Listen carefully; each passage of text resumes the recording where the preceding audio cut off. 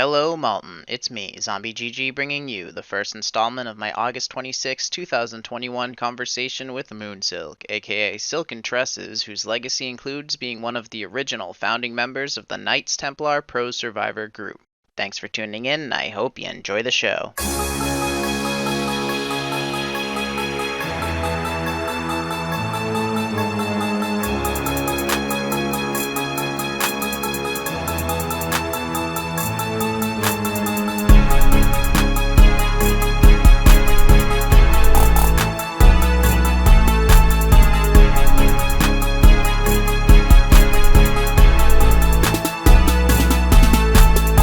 Three, two, one.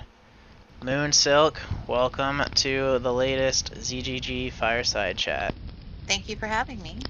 You kind of just showed up to Malton and you're an old school character, an old school name. You've been around the community for, 2006, I think I was seeing on the Knights Templar wiki page? Yeah, I used to play in 2006.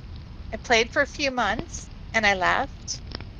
And I went on to do other types of gaming, and I haven't been back until I came back in July of this year. Oh, okay. So, yeah, I think I just came across your character, the last siege we had at Herbert. So that was like July through August 2021, and we had another crazy, ridiculous siege at Herbert with like the RRF zombies, Ridley Bank Resistance Front, and they're teamed up with the Scourge. And I called the Knights in to come help us out in Roftwood, and you guys were celebrating your 15-year anniversary as a guild.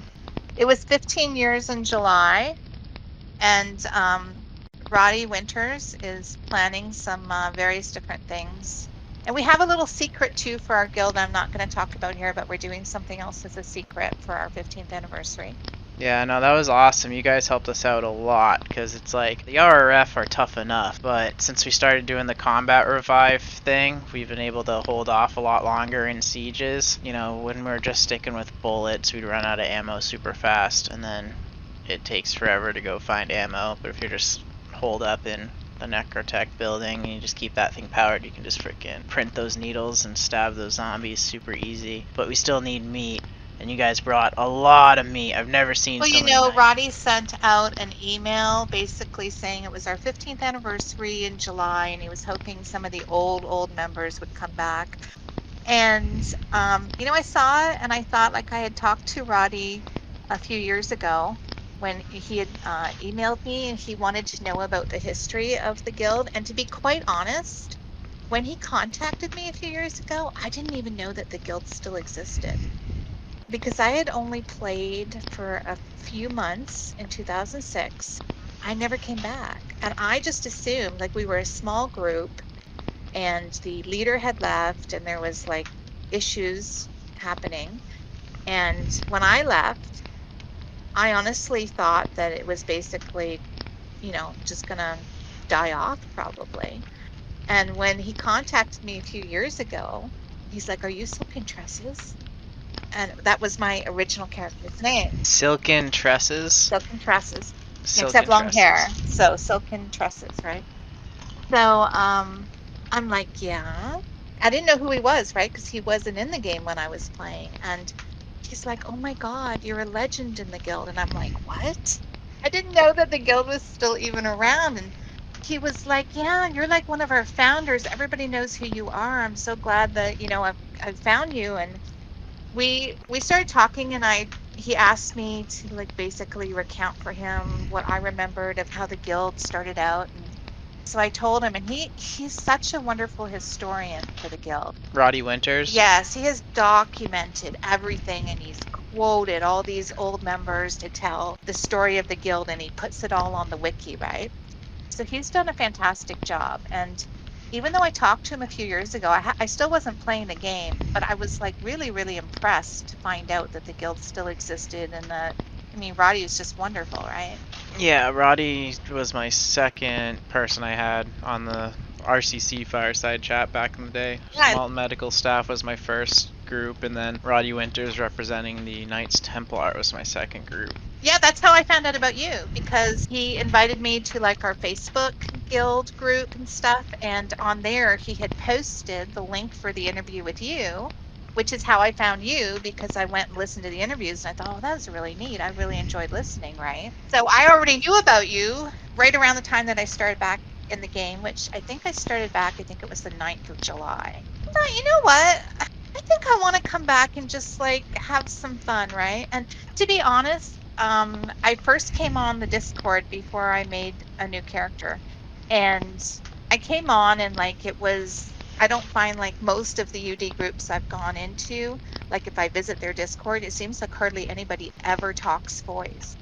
And from my experience in gaming in like all the years since UD, right?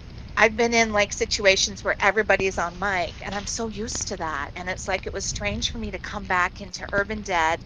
Nobody's talking, everybody's typing.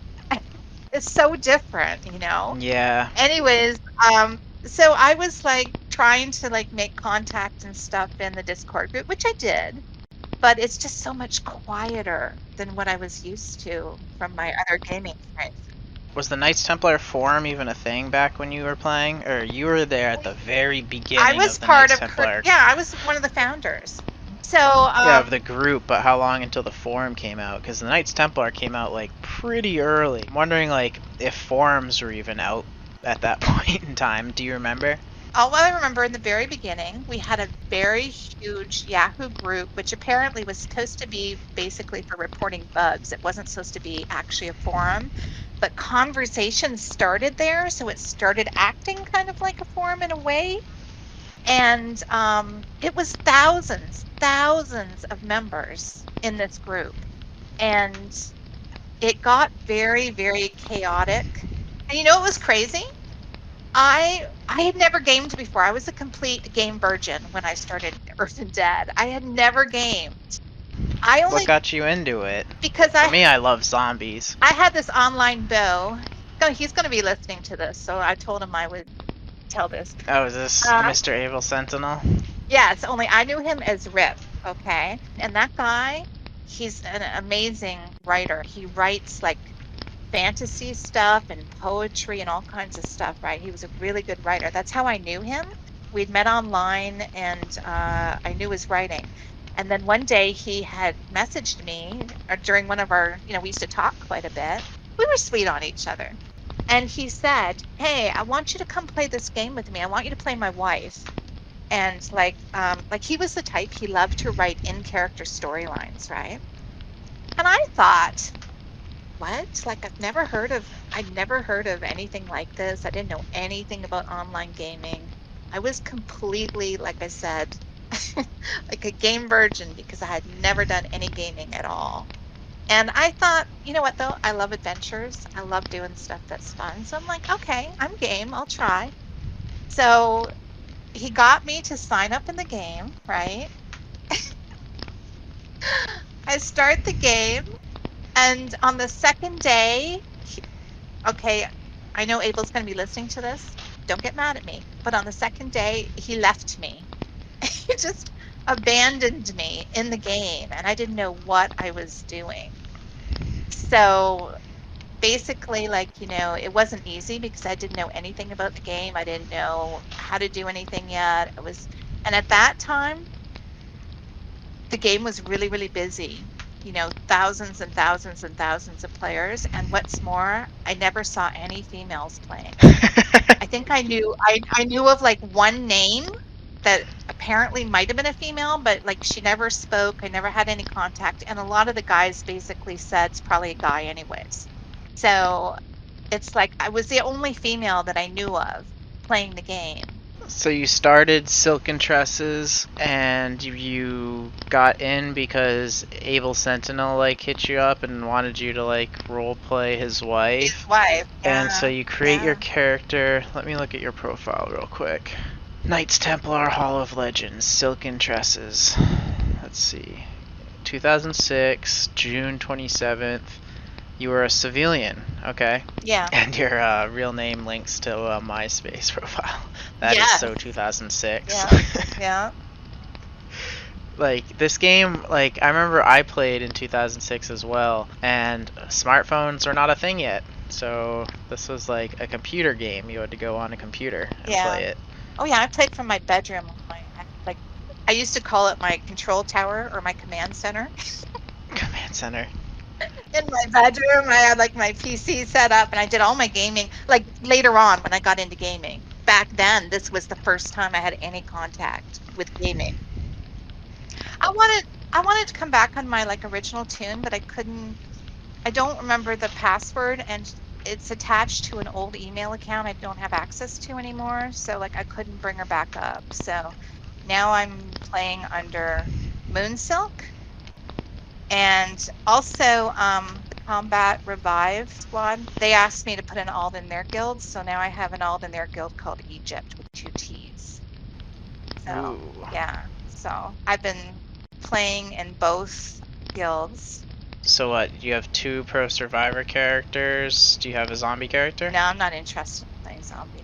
I have I'm one very, zombie character. I'm very, very like loyal to whatever faction I play. So like if I play a survivor, I'll never play a zombie. So if you play World of Warcraft, you don't play Horde. I don't play Horde. I have a Horde character, just because with World of Warcraft you get like these free what do you call it? When you buy the expansion, you get like a free thing where you can take a character from 0 up to like just 10 levels underneath the maximum. So one time, like I'd used it so many times already, every time there was an expansion, I didn't have any tunes on the Alliance side that I really wanted to do that with. So I thought, you know what? I love getting mounts in the game, and I want some of those beautiful Horde mounts, so I made a Horde character. But the odd time when I would like try to log on to her to play her, I feel so guilty. I feel so guilty because I'm very Alliance, so it's like I gotta get off. I gotta get off. The tribalism. I am. I'm a very tribal person. I am. I have a very tribal It's mindset. fine. You know what you like. That's cool. I like Horde. I like my undead priest, my zombie dude. But for Urban Dead, I definitely like my pro survivor. I'm super biased towards him. That's the guy. Zombie GG gets like 90% of my attention. Yeah. But I also think if you're super pro survivor, you also want to have one zombie alt just to help the game stats if you're into that weird balance. Right. But in most That's what I do with my zombie guy. He's just way down in the bottom right corner, just haunts this one fort. But in most games, right, people always want to play like the bad boys. Like they want to play the bad side. They want to play the bad guys. So I'm surprised to hear that some people are saying like there's not enough zombies in the game. Because I would think that there would be some people that just like would just relish the opportunity to wreak havoc and be the bad guys in the game. Yeah, it is kind of fun to be the bad guy. I mean, the RRF does a great job of doing that. And they actually, they're like so cultured that they actually think that they're the good guys. They're like the resistance front or whatever, trying to fight to keep humans out of their little homeland. It's I don't know. I think they are the good guys in some twisted sense of the word. Right. But I don't know what's up. I think the zombies are way better at working together. Like the zombie groups are terrifying. They're super good at working together. The survivor side, I think it's too nuanced. Like zombies, there's not a lot to do. You just kind of group up and you smash a building together. Survivors, it's like some people want to do first aid kit healing and hang out around hospitals. Some people want to just revive zombies, hang out around necrotech labs. Other people want to like shoot stuff, so they're in like police departments, gun stores, and forts. Actually, I did roll Moonsilk as like a medic because I like healing. Like in any game I play, I like healing. And but I'm not saying that I don't also want to put an axe in someone's head, because I do. Mostly PKers. I know you're not supposed to. I kept getting the lecture when we were in the siege, and they were like, no, don't waste your AP on PKers. And I didn't have, to be honest, I was over there in that siege and I was like level 4, okay? Like I didn't have any combat skills. I had very little. I couldn't do cading. I couldn't do any of that. You didn't even have diagnosis. You were blind. I got it. Well, thank you to the siege. I got my diagnosis and I got my construction. But I mean, when I went in there, all I could basically do to help out was basically I could look for fuel in Jenny's, and I could use first aid kits to help people. And that's all I could do. I couldn't do anything else. But like I said, I like adventure. So like when I heard from Roddy that he said, "Oh, they want us to come over and help them in Rothwood," it's like, yeah, let's do it. Like especially because Kempster Bank is so calm and safe that it's like I couldn't find anybody that needed healing. And it's like I need XP and I can't find anybody that has any wounds that need healing. So like I have to go somewhere where there's going to be people dying and I can try and get some XP. Roftwood is always that place. We always have the RRF around, and then that time particularly, the Scourge was like with them too. So it's like two of the game's biggest zombie groups, just like outside one necrotech facility in Roftwood. I think it was like 50 to 60 zombies at one point. I know it was definitely over 50 survivors because we got that thing where it says like there's a crowd of survivors in this building and you have to like click the see all names or whatever. Yeah. That was pretty awesome. You don't see that too often in this stage in the city. It was fun. I was on our Facebook group page for the Knights Templar, and I was telling the guys like, come on, come out, come back and play. We're got all these people. Yeah, I kept telling everybody, come on, we got a whole bunch of people over there. It Come was like over. 13 of you knights, I think, alone. That was awesome. I kept trying to get the DEM to join us. Their leadership is hurting right now. Like, you guys have had some... The Knights Templar, you've had, like, Big JD who's been around since the beginning. He's still there. He's one of my originals. He was in the, he was one of the very original members. Generation 1 or whatever. And we also had BJ Wiley come back. He's another original. Abel came back. I got Abel. I had to search Abel out. Isn't he brain rotted? Well, when I say Abel, I mean that's what I call him. He's got more than one character. So when he came back under a pit bull. That was the name of the character. Oh, I remember seeing that guy. Yeah, because I was asking Roddy, do you know where Abel's at? Like, let's get him back because he was one of the old time people in the guild too. And he's like, no, I don't know how to contact him anymore. And I thought, you know what? Leave it to me. I'm really good at finding stuff out. I said, leave it to me. And okay, I guess I can say this because his ex-girlfriend is not going to be listening. But I remembered his ex-girlfriend's name. And I searched out his ex-girlfriend on Facebook, looked through her posts, found pictures of him, and from there she was commenting about basically what name he was under on Facebook, and from there I traced him to his Facebook page, and I sent him a message and said, come back, your old guildies want you to come back to the guild. Wow. It's our 15th anniversary. And he came out. So he's back in the game.